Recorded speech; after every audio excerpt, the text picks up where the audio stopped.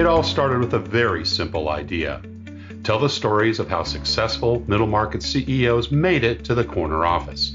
I'm Brant Handley, founder and managing director of Resource Options International, or ROI. We're the USA's premier executive search firm focused exclusively on empowering middle market companies to attract, hire, and retain A players while transforming top executives' careers and lives. ROI's Into the Corner office is dedicated to discovering how middle market CEOs advance their career, and we're making these remarkable and sometimes quite unbelievable stories available to you for the very first time. Listen and learn about the challenges they've overcome, the interesting people they've met along the way, and the lessons learned that steered these executives' unique journey into a middle market corner office of their own. I know you enjoy these CEO stories as much as I've enjoyed recording them. So thank you for listening today. And if you like what you've heard, rate us on iTunes or wherever you get your podcasts. I'm looking forward to you joining me on the next great middle market CEO adventure into the corner office.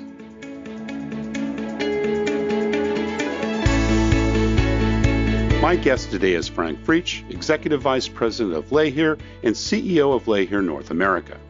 Frank has served as the SAIA in numerous capacities since 2014, including time spent on the executive board. Frank holds a degree in mechanical engineering from the FH Karlsruhe University of Applied Sciences and advanced degrees from FH Pforzheim University and an MBA from Steinbeis-Hochschule University in Berlin. In his free time, he enjoys doing sports and being active. Frank Frietsch, welcome into the corner office. Well, Brent, thank you very much. I'm glad to be here. Great to have you here. And gosh, we're about 12 weeks into the COVID crisis. And you and I spoke a few days ago, though, but Layher is going strong. You're an essential industry, and it sounds like things are pretty much to usual. How are things down in your part of the world today, given, all that's happening in COVID across the country and, of course, in your home location of Houston?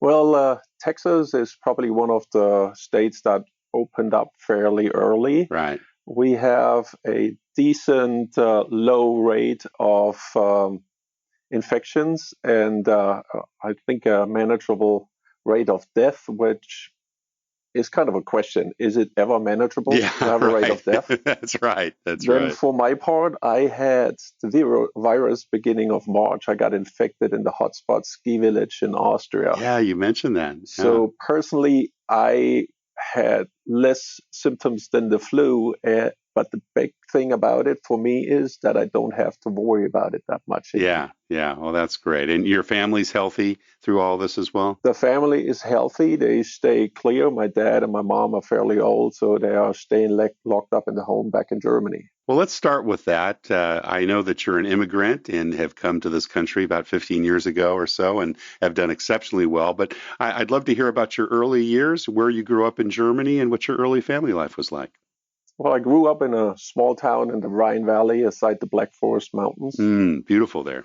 That's close to the French border and close to the Swiss border. Yeah, it's beautiful for most part, but it rains a lot. Not as much as Seattle.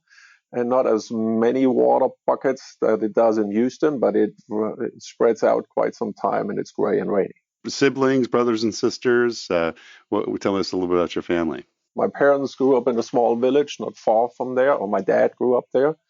And he was a farmer and made his way to the next little town where my mom is from. And I'm glad I'm not an inbred, so. That's where they met. Huh? And my dad worked himself into property management and actually into development of some real estate. And my mom ran a insurance business, and she managed that till they retired.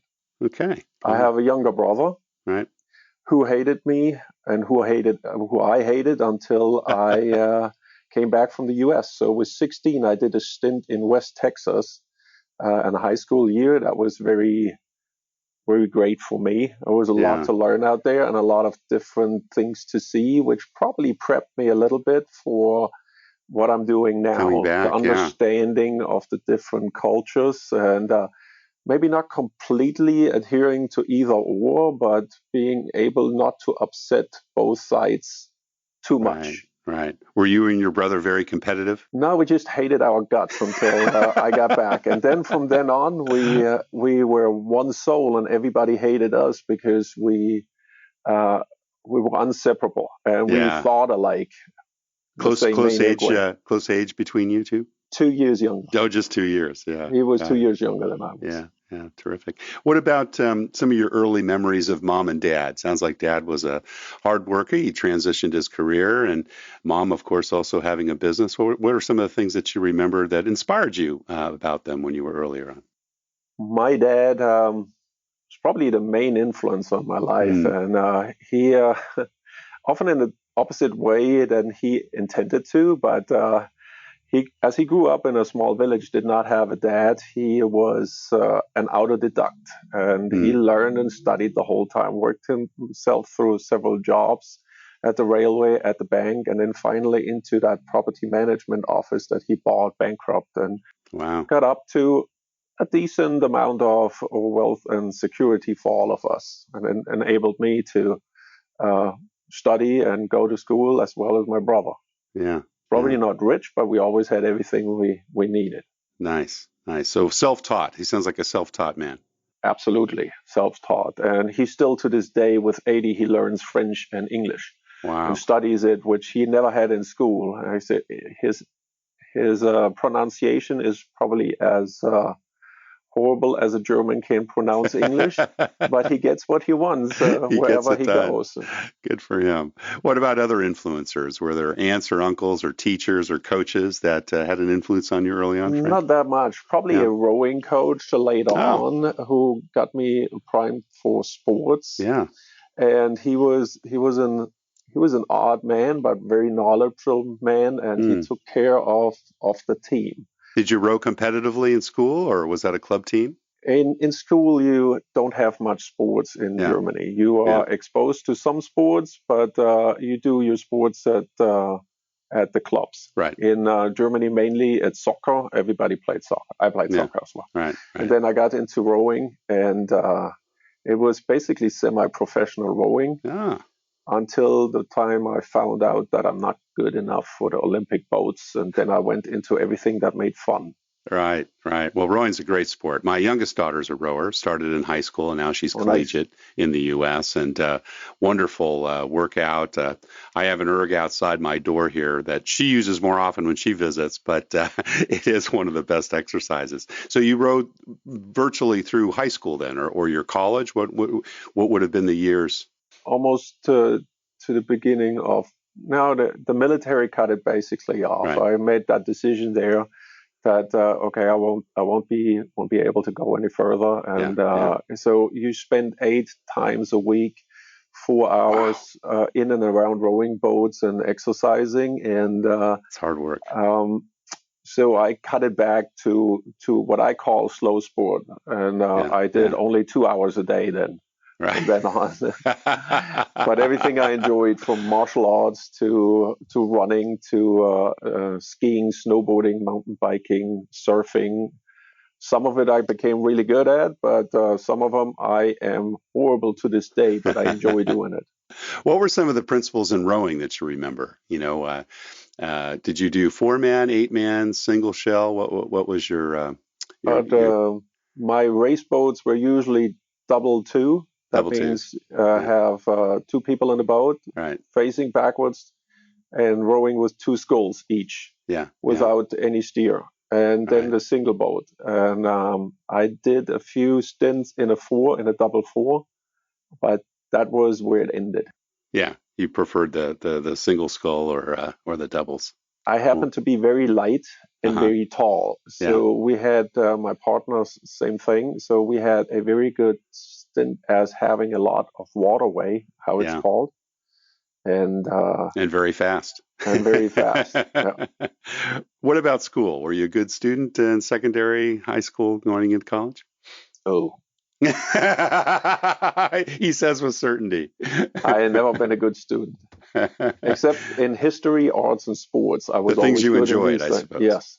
Yeah, yeah. Um, but I was always a good enough student. Hmm. Hmm. So I understood when it was time to really put everything into it to make it or make it good enough. Yeah, right. And I think until my second degree, I did mechanical engineering the first, and then I did a postgrad Mm. because the times weren't that great in industrial engineering. And that's when I started leaning into it and study and got serious Yeah. about it. Well, you mentioned that the trip to West Texas when you were 16. Tell us a little bit about that. Was that a study abroad program, high school, or a work abroad? What was that? What brought you to West Texas at that age? That was a high school exchange year. Hmm. So you are setting yourself up, and families around the US can pick if they want to have an exchange student for a year. It's like AFS, right? I recall I that was do one of the not know programs. that word, but Yeah, yeah, yeah. they a family in West Texas picked me, Wow. and it is of course slightly different than coming from Germany. So you have to cross a river twice, not over the bridge, but drive through the water. Yeah, And you live out on a ranch where um, three three ranches share a telephone line. man. And the first thing they asked was, "Can you shoot?" I said, "Yes. Here's your 20 gauge. Shoot it and throw it over the wall. Knock out your boots. There might be a spider or a scorpion. Watch when you get into bed. There might be a snake." That Wow. is slightly different than Slightly different than your small village in the Black Forest. Germany. Yes, Oh my gosh. How was your English before you came? I learned school English, and of Yeah. course the text and draw was a little issue at the beginning. I would say that took about 4 weeks to acclimate I to can it, and imagine. then it Yeah. went fairly well. Of course, you have basic English, and a crowbar or post hole digger is not the first thing you learn in Germany when you learn German. All kinds of new vocabulary. And was it for a full year, Frank?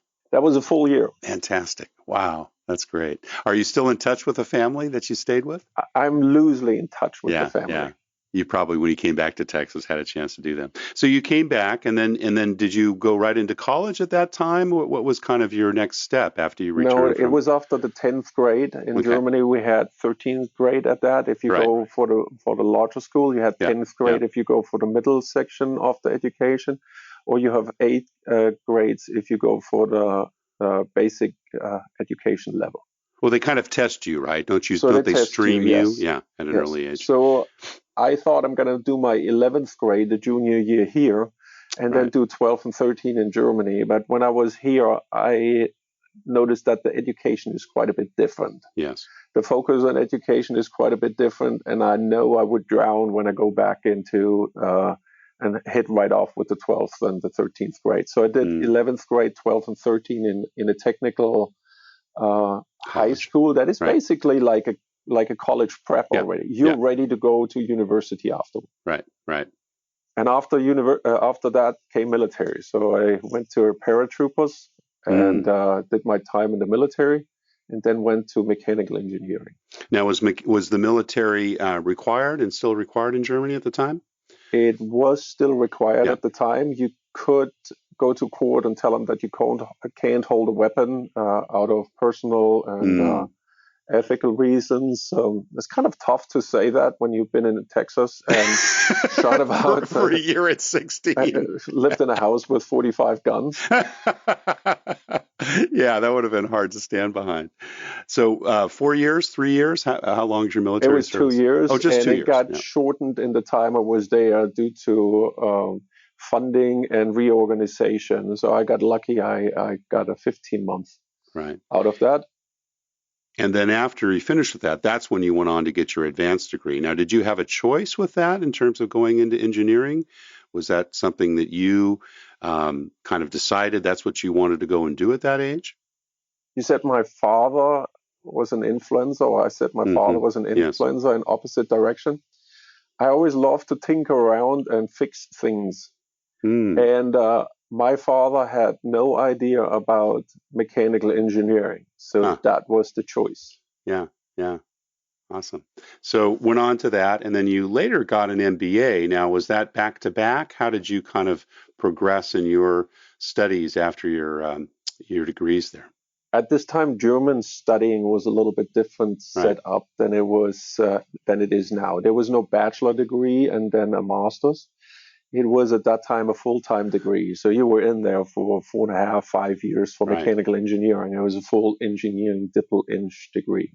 Right. And afterwards, as times weren't that good, I chose to do a industrial engineering additional degree, which was not much more than the mechanical, but gave me the background of accounting and general management. Then I went to work for automotive supplier. Okay. And during that time, I did a part-time MBA, which was rough. It took 2 years, and you had several at different location school times where I took all my vacation up for a year before doing these 2 years and then a year after. Right. And did that on the side basically over 2.5 years. And was the motivation behind it, the MBA, because you wanted to get into management? Did you feel you needed to know more about business? Tell us a little bit about, a fairly long extended education period, right? I mean, after the military, it looks like you were at least about 4 or 5 years more in college. Is that about right? I got the numbers right. It was almost 6 years. 6 years, yeah. And it was the first two degrees. I always worked after I think after about 3 years, I always worked on the side. Yeah, but while you were always going to school. It was a fairly long degree. And then I did something else which I enjoyed a lot, but wasn't helpful for studying that much during this time. I worked at the nightclub 3 times a week. Nice. A nightclub is you're partying while you're serving at the bar or working the door. Right. And I enjoyed that and helped me support myself, helped me to be able to have a car and so on. Right. And then I did stints at a AC company, and that basically probably took a year longer because of that. But it was a year that I don't consider lost. It was interesting to me. So it was after you finished your MBA that I believe you joined your current employer, Layher, in Germany. Was that correct? Yes, it did never join Layher in Germany. Yeah. I was evicted from Germany in 2003. Evicted? With the automotive crowd and was sent to Alabama, which I enjoyed a lot. Okay. We had a plant there for the automotive company, and I was the technical sales and, technical go-to since I had planned that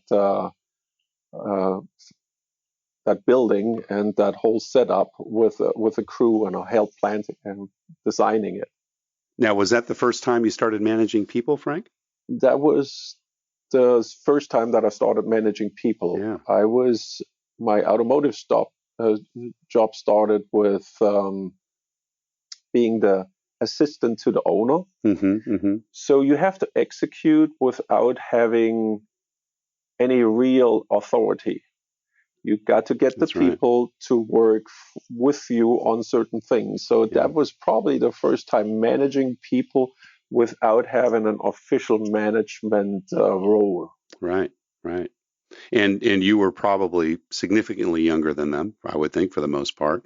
So a lot of them, yes. And all of them were Americans as well. At the beginning, it was all Germans, and then in 2003, the majority was Americans. Got it. How was that transition? That was a little bit easier for me, actually. I did not have that much issue with the Americans in America, rather with the Germans in America. Interesting. Because the Germans behaved very German, and they spoke very German. You must do this, because this is how we said. And it is a commanding voice that in German is not as harsh as it sounds in English. Right. It's just one of the nuances. So that was in Alabama, and then did you move to Texas from there? Tell us a little bit about your career path with once you came back to the States. The owner of that automotive company, who was a very patriotic but very knowledgeable and well-networked person. Our biggest customer was Daimler, and I was able here to open up some of the big 3 as customers and some of the Japanese, which I enjoyed a lot, working with all these people, because it's widely different than anything I experienced before. But the owner died really on short terms on cancer. And it started falling apart. Now, as a technical sales guy, you have a certain time where your customers know that it's not you that is not performing, but it's your company that's not performing for certain reasons. Right. But after about 6 months to a year, it falls back on you, even so they know it's actually not you. So either you find a new job or you drown with what happens in that company. And a friend of mine who did that MBA with me, his wife worked for Layher, and they were looking for somebody. Layher had similar issues like a lot of German companies do have. They rely first on very American management, which the Germans can deal with. Then they rely on German management, which the Americans can deal with. Right. And I don't say either one is better. It's just the cultural way that doesn't work together well. And we had a very knowledgeable man, Mr. Poet, who consolidated everything, and they were looking for somebody to rebuild it. So I came in at the bottom of that, without having to do the consolidation work, and started as a technical sales. And you moved from Birmingham to Houston at the time? Yes, sir. I moved from Birmingham to Houston because the headquarters was here. Right. And there was only 2 branches. There were only 2 branches left of Layher at that time. Right. And then I started my stint here. And after a year and a half, I took over from Mr. Poet. And we got where we got to now. Fantastic. And you were telling me the other day about 50 employees, is that right, in total? Right now we're about 51 employees, yes. And tell us a little bit about tell us a little bit about what Layher does. Layher does scaffolding, the inventor of the currently mainly used industrial scaffold. It's the Layher system or all-round system. Another word for it is pin and ring. And it is used in all kinds of application, in the refineries, in the pulp and paper mills, in the shipyards of the Navy, at power plants to gain temporary access to workspaces or to work. We do sell, rent, and manufacture that material. Here in the US, we sell, rent, and engineer, and support our clients with the technical details of it. Right. Right. And is there a proprietary system that's been developed? I know you were telling me the little story about they got started in the ladder business, correct? Or what was the origins originally? The history was that old Mr. Layher moved from Stuttgart, which was totally bombed out in the Second World War, to his hometown little village in a garage and built ladders out of wood. And after a while, they left several rungs out so they could walk through that ladder and put planks over it. So they basically had a scaffold. Yeah. And after a while, they put the wood away and decided to make that out of steel. And that is what we call today the Speedy scaffold. That was in the early 60s. Right. And in the early 70s, they came up with a rosette system and a wedge head that connects in a very specific way and very specific lengths. That is the all-round system that is highly flexible, but a modular system that can be used in all kinds of different environments, from construction of commercial buildings, residential, to what I mentioned before, in all kinds of industries. And still family-owned, the company? Or the company is still family-owned. Yeah. They are the board of the company, and 2 of the 2 family trees, each one has 1 member in a management role, and the rest is managed by professional management, which is a very great setup. And this is the 2nd generation or 3rd generation? 3rd generation, already going into the 4th generation. You were the first German president there, is that correct? That is correct. I was the first German president here. Before that, they had a support guy out of Germany that was here as an assistant for a while, but that was mainly it. And you didn't really have your sights set on it when you joined, or tell us a little bit about kind of how your career evolved to running the show. Well, I never thought I'd get where I am right now. And when I started, it was more technical sales, with the hint that that could be the VP position later on. Right. And after I signed, Mr. Layher told me, so, well, it didn't work before, so we're going to try it now another 2 years. And if we can't make it, we close it down. So I love it. We could have told me that about 2 hours ago. That would have changed a few things. Well, sometimes those little motivations work out, right? Makes you work all the harder. How would you say your leadership's evolved over the time when you started in technical sales to, running the show today? I think it started in the automotive before.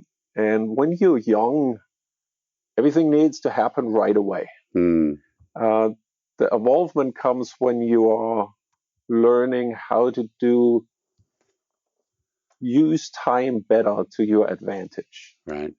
It doesn't need to happen now. It needs to happen within reasonable time. And that takes a lot of stress out of a lot of decisions. It's not procrastinating, but making the right decision at the right time, and being able to wait on certain things patiently before you do it instead of doing it right now. That's so true. That's like responding to an email with anger, or in a situation where, you're not very pleased with the response, but saving it in draft overnight, right? And looking at it again the next day. Have you found yourself doing so in a broader management sense? In other words, encountering certain situations that your gut says, I need to fix this right away, but then your conscience says, let's give it a day or two? With what you said with the emails, I do that all the time. It's a good practice, isn't it? I just went through a stint in the last week where I was so upset, and I said, I cannot call my 2 guys today and tomorrow. I'm going to call them on Friday. Right, good. Because it is different if you then have your senses and you slept over it and you're able to breathe. You stepped off the line, basically. Yeah. And I do that in a lot of other things. And about hiring people. Who do we going to hire? And I said, let's hire them both. But then I have 2 guys to work with. I said, let's see. I don't think you will have 2 guys to work with. Yeah. So we gave both an offer, and sure enough, one of them declined. Yeah, there you go. That gives you that ease that I wouldn't have had 15 years ago or 20 years ago. Give us another example of that. I love that, Frank, where you've put that into place. Well, reaction to really bad things that happen, that doesn't allow you to do it as long, but an immediate reaction. Well, if you go to a meditation and a book like that, you say, okay, you go back and you do breathing exercises. It allows you to calm your mind and think about it more easy. You would do that. Or like in the military, it would be said, you step off the line and you watch yourself and you work through the options instead of using your initial excitement, if it's negative or positive about something, to solve that problem. That excitement, most likely, if bad stuff happens, will get you in trouble. Right. Because it's a fear-driven and not a thought-through solution. Yeah. Great example. Thank you. Company culture is a real important thing. And you're the head of the outpost of a company that's been, how long have they been in Texas? Is Layher, obviously, you've been there 15 years, but the company's been there, 2030? When was it founded here? Texas, the U.S. was in 76, if I'm right. Oh my gosh. Wow. So 40 odd years. And it was in Baton Rouge. Yeah. And we don't have a Baton Rouge office anymore, but we got a Mobile, Alabama office. And now we got an office in a yard in Ocala, Florida, in Maryland, in Houston, in Toronto, and in Edmonton. Wow. Great expansion. How do you communicate culture? How do you go about ensuring that is something that everybody understands and, kind of have that consistency of values across the organization, particularly with so many different branches? It comes a bit with the people you pick when you hire. Yeah. I do intend to not want to be micromanaged, and so I don't want to micromanage. Right. I want to choose people that make decisions that fall about in the same line like I would have made the decision. I want to have somebody knowledgeable, but then stand up enough to tell me I don't want to do that. For what reason do you not want to do that? And quite sometimes it's the better way if we do it their way. Yeah. Sometimes it's not, but then we solve that while we talk about it. Right. But the stuff at the branches and these locations needs to be done. And well, of course, we're not a social club, but I don't want to have some kind of a threatening or high-driven environment. Everybody needs to get his stuff done, right? And it should be easy to live and communicate with everybody. So you talked about it. It's all about the people you hire. What do you look for when you're making bets on the people you invest in and bring into the organization? What's important? If you look at a resume, that's basically a marketing brochure of a person. So what does it say? What does it say about you? So everything in there could be true or could be nicely put up in a way without lying. And then some people blunt out lie in there as well. So we have people applying and said they're good in Excel and Microsoft Outlook, and they weren't able to open Outlook at all. It's a tough thing, or can't do an Excel spreadsheet or hard code numbers into an Excel spreadsheet. So what do? You look for a personality, a will and a drive, and then see if you can find out ability. Are they able to do what you need them to do? What kind of questions do you ask to get at them? It depends how much time I have. Well, let's just say if you had 5 minutes, because you don't interview everyone, and for obvious reasons you can't, particularly given the fact that, you've got a diverse geographic organization. But, let's say one of your branch managers, one of your DC guys says, well, this is a really important hire, Frank. Spend 10 minutes with him on the phone. What would you ask him or her? I would not like to do it on the phone. Yeah. But on site, I do like to ask just normal questions for about a minute. And then I would ask him, why did you wear that shirt or these shoes or that skirt to an interview? And leave that standing in the room as it is and see how that person reacts to this fairly uncomfortable question in that situation. Right.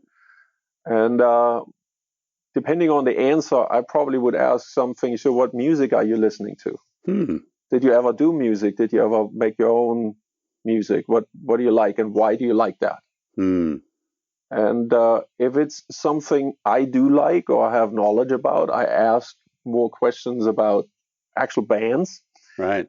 Because that is, if somebody puts up something, then they try to meander through. Well, I don't know this and I don't know that. Or it depends on the person. It could be the same thing with sports. After the uncomfortable, go to sports or music, which should be an easier subject, but they react totally different after the first uncomfortable question. And what you're trying to get there is character, right? Trying to understand whether or not they represent themselves accurately. Is that the goal? That is one thing. Yeah. How nervous they get in these questions, how they deal with something uncomfortable and confrontation. Right. When you go out and do sales or when you talk to anybody, it's always confrontational. That's right. Not necessarily all the time, but at the beginning, you do a lot of small talk, which is inviting, but theoretically nobody needs you because everybody has somewhere a supplier or a solution for it. But if not, he wouldn't be in business. Right. Why would they need us? Needs and allows you to give them, allows you to get us to give them a chance to understand why it would be of benefit. Yeah. And that needs to go through a certain level of confrontation. And do you have pretty high retention rates? Do you think you've got a pretty good hiring record in terms of getting the people you want and keeping them? Oh, this is always twofold. Usually I had to hire 2 people to find the person. Yeah. So I don't know if that is a good retention record. The guy in Florida that I hired 2006 is still with us and is very well and very good. The sales guys here, the team that we have right now is actually pretty good. And that is a good retention rate on there. I think they're happy. But it took in between trials that you hire a dud and then you hire another dud and then finally you got the right guy. Yeah. Yeah, it's a trial and error process. Well, Frank, we're almost out of time, but there's a couple other questions that I'd like to ask. The first one is kind of, lots of speculation. Obviously, everyone's looking at this post-COVID world and, what changes might be taking place. How's it going to impact your business? Do you think that this is going to be a different workplace in terms of, how Layher will be responding and working with others, or pretty much business as usual once we're all able to take our masks off? Do we ever take the masks off in complete? That's a good question. We may not be able to. So we are deemed essential business, and that's the reason we were able to stay open, which is not just a business decision. I mean, I don't think we even barely made enough to cover the rent and employee salaries, but it is good for the people to have something to hold on to. Right. It might be a fear factor, but yes, we do extra cleaning out in the yards. There's plenty of room. Most of the stuff is 6 foot long, so they stay apart from each other. Yep. We were able to get some masks somewhere at the beginning of April. We got more cleaning supply because a lot of people were just hoarding the stuff, and nobody was able to get it. We do a different cleaning protocol, and we have the people that are high at risk, elderly or sickly, at home. That works well. What do you want to change? We'll change a bit, but people will need access. The refineries need to do their shutdowns. The coal boilers need to do their repairs and their shutdowns. We need power. So that scaffold will be built, that access will be given, and that won't change that much on our end. What will change is the interaction between people. How is somebody going to visit a customer? How is somebody going to deliver and meet people with that material? All these things in detail. It'll be a different world and lots of new normals out there. Well, lastly, we always ask all our CEOs, Frank, what career and life advice you'd give to someone who is listening. Maybe they're 10, 15, 20 years behind you and in their working life, but, perhaps they have ambitions to become, a CEO themselves or running an organization, or perhaps they don't, but, they want to advance their career. What kind of advice would you give them to maybe end up at the head of an organization like yours, or, a larger, or maybe even go out on their own? What's kind of the secret sauce, so to speak? The first one would be one that I mentioned before: relax. It does not need to happen right away. Use the time more wisely. The second one would be make yourself useful and anticipate what needs to be done. Keep your eyes open and understand what needs to be done. Well, Frank Frietsch, CEO of Layher of North America, thank you so much for sharing your journey into the corner office. Thank you. Thank you for being here. Thank you for listening to Into the Corner Office with Brant Hanley. We hope you enjoyed hearing our guest CEO story as much as we did. If you want to hear more CEOs reveal their journey into the corner office, please subscribe via iTunes and tell your friends and colleagues. For more information about Brant, Resource Options International, and the mighty middle market, visit www.goforroi.com. We look forward to having you join us for our next episode.